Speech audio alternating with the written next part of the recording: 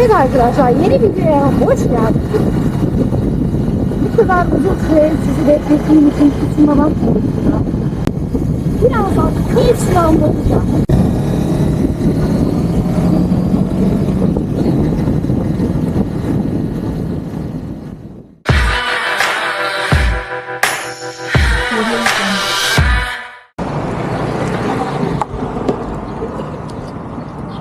Ay, bütün makyajım akmış. Bu videoda neler anlatacağım? Türkiye turunda gerçekten neler yaşadığımı, uzun yol tecrübelerimi, biraz olsun kendimle de ilgili ufak tefek bilgiler vereceğim. Ayrıca kullandığım ekipmanları da sizlerle paylaşacağım. Çünkü gerek Instagram'da gerek YouTube'da çok sorulan ekipmanlar var. Hadi bakalım başlayalım. Uzun bir aradan sonra herkese tekrar merhaba. Kanala yeni abone olan herkese de hoş geldin demek istiyorum. Konuya ilk olarak 3 yıldır kullandığım ekipmanlarla başlamak istiyorum. Hiçbir ürün ve markayla da bir sponsorluk ya da işbirliği anlaşmam yoktur. Hadi bakalım.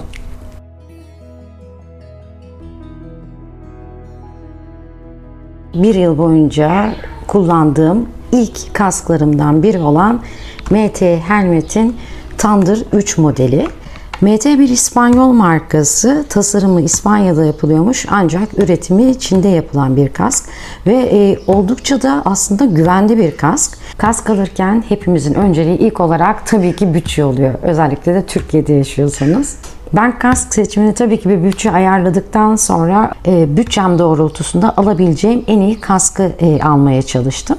Kask alırken bakmamız gereken ilk etkenlerin başında tabii ki güvenlik sertifikaları geliyor. İkinci olarak kaskın ağırlığı ve bedeniniz. Benim bedenim X-Small olduğu için Türkiye'de kask bulmakta gerçekten zorluk çekiyorum. Özellikle iyi markalarda. Dikkat etmeniz bir nokta daha var. Kaskın son kullanma tarihi. Üretici firmaların söylediğine göre hani minimum 3 ila 5 yıl maksimum bir kaskı kullanma süreniz var. Bu süre sadece kaskın normal şartlarda ömrüyle alakalı olduğunu söylüyorlar. Hani çok sıcak havalarda, çok soğuk havalarda o içindeki materyal devamlı genleşiyor. İçindeki katmanlar zamanla deforme oluyor. Şimdi benim naçizane düşüncem maksimum kaskı kullanma süresi 3 yıl. Bunun yanı sıra sizin kaskı saklama koşullarınız da önemli. En önemli unsurlardan biri de kaskınızı düşürmemiş olmanız da gerekiyor. Çünkü kask düştüğü zaman yine onu bir darbe olarak algıladığı için o içindeki materyalleri zamanla zayıflıyor.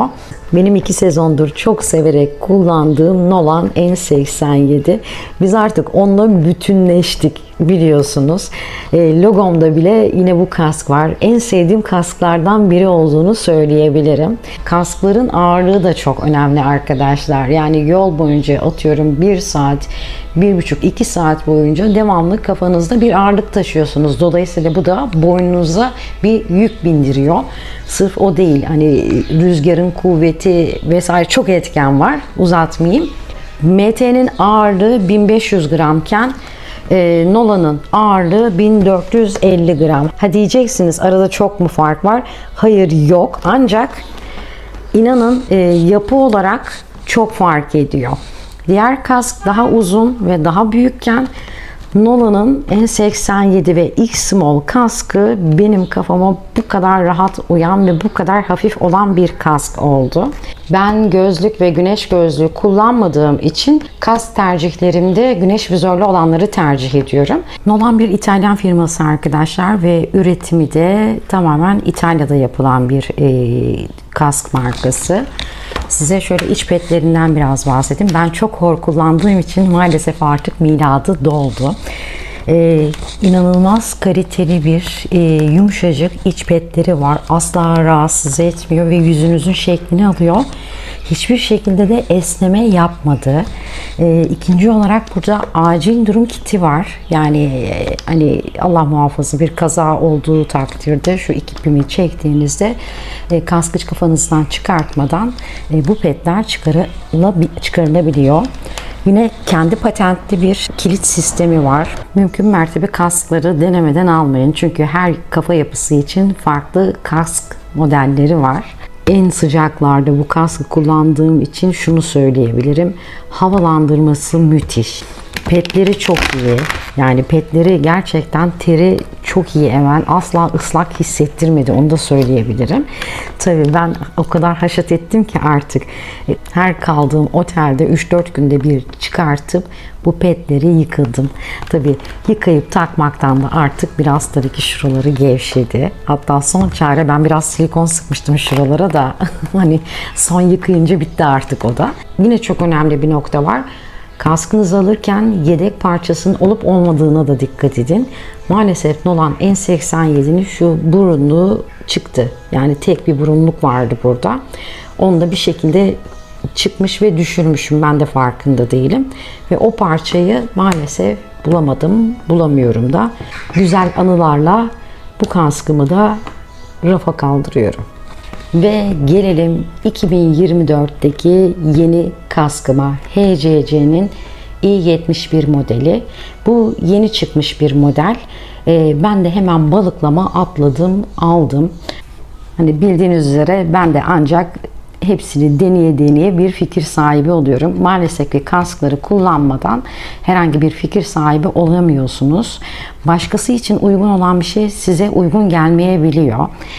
HCC markası Koreli bir marka ve son zamanlarda dünyada çok tutulan markalardan da biri. Güvenlik konusunda da gerçekten de iddialı markalardan biri. Ben de araştırıp onun akabinde aldım. HCC ile yaklaşık 2 aydır beraberim. Peki neler hoşuma gitti, neler hoşuma gitmedi? Biraz onlardan bahsedeyim. Avrupa Birliği standartlarında 2205 diye bir güvenlik sertifikası var. Ve geçtiğimiz yıl 2206 olarak yeni bir güvenlik sertifikası çıkartılmış. Bu kask da 2206 sertifikasına sahip ilk kasklardan biri. Hani almamdaki en büyük etkenlerin başında o geliyor.